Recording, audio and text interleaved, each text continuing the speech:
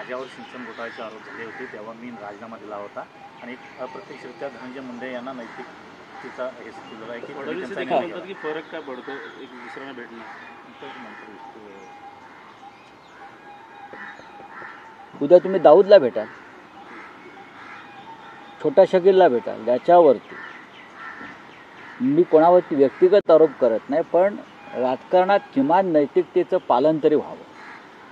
किमान सुरेश धस हे भाजपचे आमदार आहेत. त्यांनी एक बीडमध्ये आंदोलन चालू केलं. एका खुनाला वाचा फुटली आणि खरे आरोपी आकाचा आका ही भाषा आमची नाही. हे शब्द कोणी आणले? भारतीय जनता पक्षानं आणले. बावनकुळे आणि फडणवीस यांनी सांगावं की धस यांच्याशी आमचा काही संबंध नाही. धस यांनी जेव्हा पहिली बोंब मारली तेव्हाच त्यांना थांबवायला पाहिजे होतं, पण धसला बोंबाबोंब करू दिली. बीडमध्ये एक वातावरण निर्मिती केली. धस यांनी संतोष देशमुखच्या खून प्रकरणामध्ये एक आंदोलन उभं केलं. त्याला मी जन आंदोलन म्हणतो. संतोष देशमुख यांचा मुलगा, मुलगी, भाऊ यांना घेऊन त्यांनी बीडमध्ये स्वतःचं नेतृत्व उभं करण्याचा प्रयत्न केला. त्यांच्या अश्रूंचा बाजार केला. वाल्मिकी कराड असेल किंवा वाल्मिकी कराडचा बॉस धनंजय मुंडे असेल, या संदर्भात महाराष्ट्राच्या जनतेला माहिती कोणी दिली? आम्हाला माहीत नव्हतं हे बीडमध्ये काय चाललं आहे. आणि या बिहार टाईप माफिया टोळ्यांचं नेतृत्व कोण करत आहे हे सुरेश धस यांनी महाराष्ट्राला आणि देशाला सांगितलं. धनंजय मुंडे यांच्या संदर्भात त्यांची एक भूमिका होती आणि ती अत्यंत परकड भूमिका होती. त्यांच्या दृष्टीने ते गुन्हेगार, आरोपी आणि मुख्य सूत्रधार आहेत बीडमधल्या माफिया टोळ्यांचे. मी म्हणत नाही, सुरेश धस म्हणतात. आणि मग त्या मुंडेंना तुम्ही अचानक रात्री भेटायला जाता, 4 तास बसता, जेवण करता, लोकांच्या मनात संशय निर्माण होणार. आणि फडणवीस असं म्हणतात, भेटलं तर काय झालं? काहीच हरकत नाही भेटायला. पण ज्यांच्यावर तुम्ही आरोप करताय, ज्यांना तुम्ही एका खुनाचे मुख्य सूत्रधार मानताय, ज्यांना तुम्ही बीडमधल्या मिर्झापूरचं डॉन मानताय, त्यांना तुम्ही रात्री गुपचूप भेटता आणि फडणवीस त्याचे समर्थन करतात. म्हणजे तुमचं हँड इन ग्लोज झाला म्हणतो. मिली भगत आहे की काय या सगळ्यामध्ये? याच्यामध्ये सुरेश धस किंवा धनंजय मुंडेची नाचक्की झाली नसून याच्यामध्ये बावनकुळे आणि देवेंद्र फडणवीस यांच्या नैतिकतेचा बुरखा फाटला हे स्पष्टपणे मला सांगावं असं वाटतं. धनंजय मुंडे यांचा राजीनामा द्यायचा की नाही यापेक्षा त्यांनी कुणी घ्यायचा हे ठरायला पाहिजे. तो अजित पवारांनी घ्यायचा की देवेंद्र फडणवीस यांनी घ्यायचा? कोणाला वाचवताय? माझं तर स्पष्ट मत आहे, मनोज जरांगे पाटील यांचं जे नेतृत्व उभं राहिलं मराठा समाजामध्ये आणि त्यांनी जे आंदोलनाला सुरुवात केली होती पुन्हा एकदा निवडणुकीनंतर, त्या आंदोलनाची धार कमी करण्यासाठी भारतीय जनता पक्षानं सुरेश धस हा मोहरा मराठा समाजाचा पुढे आणला आणि त्यासाठी त्यांना संतोष देशमुखाच्या खुनाचा त्यांनी वापर केला. मग या खून प्रकरणात भाजपचा हात आहे का? लोकांचं लक्ष विचलित करण्यासाठी हे पाहावं लागेल. मग अशा प्रकारची लढाई सोमनाथ सूर्यवंशीच्या प्रकरणात का करायला लावली नाही तुम्ही? कारण का दलित होता तो? सोमनाथ सूर्यवंशी हा संविधानाचं रक्षण करण्यासाठी मारला गेला, पोलीस लॉकअपमध्ये मारला गेला. त्याच्यावरती कोणी आंदोलन केलं नाही, करायला लावलं नाही भाजपनं. पण संतोष देशमुख प्रकरणामध्ये हा वापर केला गेला. हे भारतीय जनता पक्षाच्या राजकारणाचं एक स्वरूप आहे. अशा प्रकारचं राजकारण सर्वत्र भारतीय जनता पक्ष करतं. बलात्काराचं राजकारण, खुनाचं राजकारण व्यभिचाराचं राजकारण, भ्रष्टाचाराचं राजकारण सर्वत्र. मुंबईमध्ये न्यू इंडिया बँक ज्या प्रकारे लुटली गेलेली आहे त्याच्यामध्ये सगळे भारतीय जनता पक्षाचे लोक आहेत. जनतेचा पैसा, सगळे बिल्डर, मेहता, जैन आणि एक कदम भाजपचा. आता कुठे गेले मुलुंडचे पोपटलाल? गेले. एवढी मोठी बँक लुटली गेली शेकडो कोटींना. आता हा मुलुंडचा पोपटलाल कुठे लपलाय, कुठल्या बिळात लपलाय? आता का बोलत नाही तो?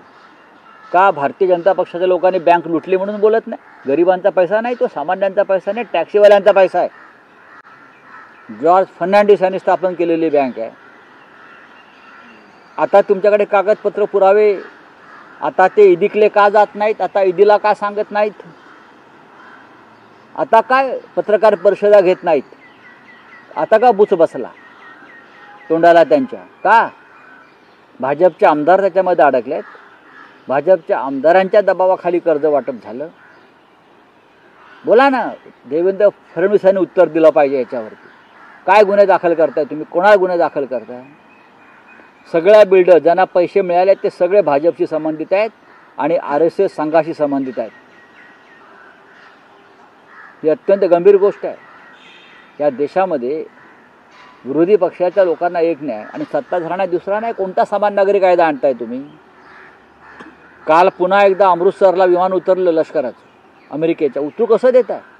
अफगाणिस्तान नंतर अमेरिकेचं लष्करी विमान उतरणारा भारत हा दुसरा देश आहे. अफगाणिस्तानला उतरतात लष्करी विमान त्यानंतर भारतात. पुन्हा एकदा बेड्या घातल्या. शीख बांधवांच्या पगड्या उतरवल्या गेल्या. काय करते भारतीय जनता पक्ष? का त्यांना देशाचा अपमान वाटत नाही? आमच्या शीख बांधवांच्या पगड्या उतरवल्या गेल्या आणि तुम्ही तिथे दिल्लीतल्या 84च्या दंगलीवरती अजूनही आवाज उठवता. चांगलं आहे, पण शिखांच्या पगड्या उतरवून त्यांना बेड्या घालून ते आणलं आणि आमच्या भूमीवरती उतरवलं. आमच्या हद्दीमध्ये बेड्या घातलेल्या आहेत त्यांना. लक्षात घ्या, अमेरिकेत नाहीत. नरेंद्र मोदी रशिया आणि युक्रेनचं युद्ध थांबवू शकतात. पापाने वार रुकवा दिया.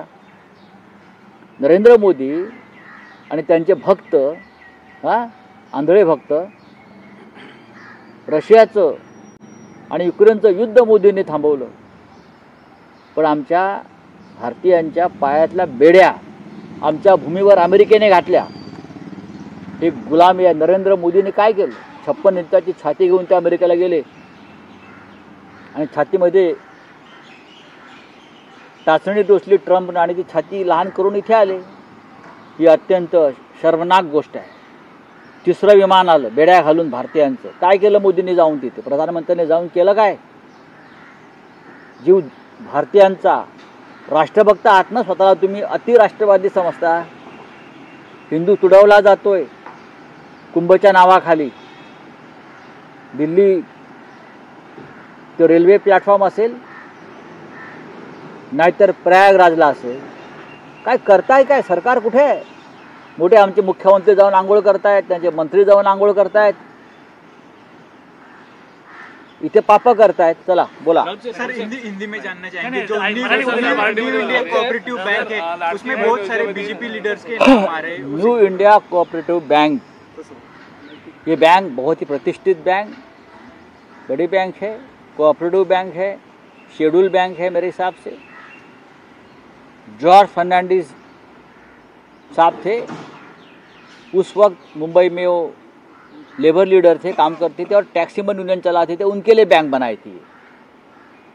और ये बैंक आप बीजेपी के लोगों ने अपने कब्जे में लेकर बहुत ही गलत तरीके से लोगों को कर्जा दिया. अपने अपने लोगों को, सभी जिसने बैंक लूटी है, ये 150 करोड़ का घोटाला है लगभग, कम से कम अब जो सामने आया है.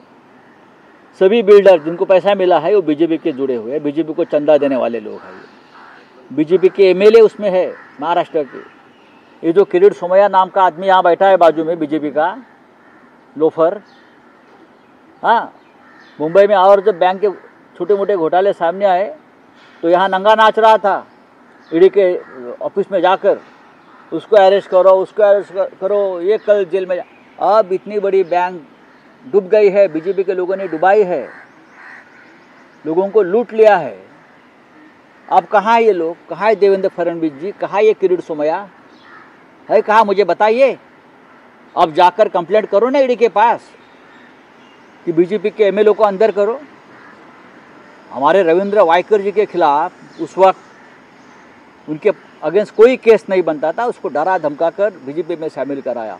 एक छोटा केस था बीएमसी का, ईडी के पास चला गया ये महाशय। अब कहाँ है आप लोग? ये जो सब बिल्डर लोग हैं, ये घाटकोपर के, मुलुंड के, मुंबई के, जिसने वो बैंक को लूटा है और बीजेपी के आशीर्वाद से लूटा है। देवेंद्र फडणवीस को ये पता नहीं, मुख्यमंत्री को पता नहीं क्या चल रहा है।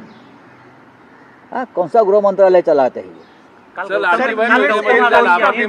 में लँड हुआ था असे बावनकुळे म्हटले. कोणाला? लाडकी बहीण मधले जे लाभार्थी महिला आहेत त्यांना सभासद करून घ्या असे बावनकुळे. यूएस एयरफोर्स का विमान कल इंडिया में उतरा था। तीसरा विमान है, उसमें उस विमान में सिखों की पगड़ी, जो उनका धर्म का एक सर्वोच्च सम्मान होता है पगड़ी, वो पगड़ी उतार दी, हाथ पांव में बेड़िया डालकर उनको उतरा। अमेरिका का लश्कर का विमान, आर्मी का विमान, इस प्रकार से आर्मी का विमान अमेरिका का अफगानिस्तान में उतरता था अब तक, अफगानिस्तान में। अब भारत में उतर रहे हैं, हमारे ज़मीन पर हमारे लोगों को अमेरिका जंजीरें डालकर, सिखों की पगड़ी उतार कर नीचे उतार रहे हैं। और रशिया और यूक्रेन के वॉर रुकाने वाले हमारे पापा चुप बैठे हैं। अमेरिका में जाकर बड़े पापा को मिलकर आए, फिर भी बड़े पापा ने कुछ नहीं किया। जाने के बाद तुरंत दूसरा विमान भेजा, जंजीरें और बेड़िया डालकर भारतीयों को यहाँ भेज दिया पंजाब की भूमि पर। गुजरात में क्यों नहीं उतरता विमान? अहमदाबाद में एयरपोर्ट नहीं है? मुंबई में क्यों नहीं उतार रहे हो? दिल्ली में क्यों नहीं उतार रहे हो? चंडीगढ़ में क्यों नहीं उतार रहे हो? पंजाब में ही क्यों उतार रहे हो आप? क्यों? क्या कारण है? आपको शर्म नहीं आती ये अंधभक्तों को कि हमारे देश के नागरिक है, हमारा खून है, उनको इस प्रकार से अपमानित करके, हाँ, अमृतसर में बेड़िया डालकर हमारे ज़मीन पर उतारे अमेरिका, और आप रशिया और यूक्रेन वॉर रुकवाने की बात करते हो और वोट मांगते हो लोगों से। शर्म आनी चाहिए आपको। चलिए, थँक्यू। एक प्रश्न असा आहे की भास्कर जाधव गेल्या काही दिवसांपासून स्टेटमेंट्स करता आहे, त्यांच्या नाराजीची चर्चा आहे, पण कालही त्यांनी स्पष्टीकरण केलंय की ते नाराज नाहीत. त्यांचं जे विधान होतं की त्यांच्या कार्यक्षमतेप्रमाणे काम करण्याची संधी मिळत नाही, त्यांनी कुठल्या पक्षाचं नाव घेतलं नव्हतं. ते असं म्हणतायत की मी कुठल्या पदासाठी नौटंकी आजवर केलेली नाही. एकूण ज्या पद्धतीनं पक्षाला सध्या गळती लागलेली आहे, पक्षात काही सिरियस विचार सुरू आहे की काही प्लॅन ऑफ ॲक्शन चेंज करावी किंवा काही कार्यपद्धती म्हणजे काय असतं प्लॅन ऑफ ॲक्शन चेंज करावी असं आहे की म्हणजे यामध्ये काय आहे की गेले 50-55 वर्ष हा पक्ष एका दिशेने चाललेला आहे. पक्षामध्ये वारंवार बदल होत गेले, पक्षाच्या नेतृत्वात नेते बदलले गेले, नवीन नवीन माणसं आली. अनेकदा आता सध्याच्या परिस्थितीमध्ये पक्षाला काही लोक सोडून जात आहेत. हे पदाधिकारी आहेत, एक लक्षात घ्या. हे पदाधिकारी काही ठिकाणी मोहापायी सोडून जात आहेत. नगरसेवक असतील, माजी आमदार आहेत, विद्यमान आमदार खासदारांविषयी तुम्ही अफवा उडवताय, पण ज्यांना जायचं होते ते गेले. भास्कर जाधव हे पक्षाचे नेते आहेत, आमचे सहकारी आहेत. राजकारणातला त्यांचा अनुभव हा मोठा आहे आणि त्यांच्यावरती पक्षाने जबाबदाऱ्या दिलेल्या आहेत.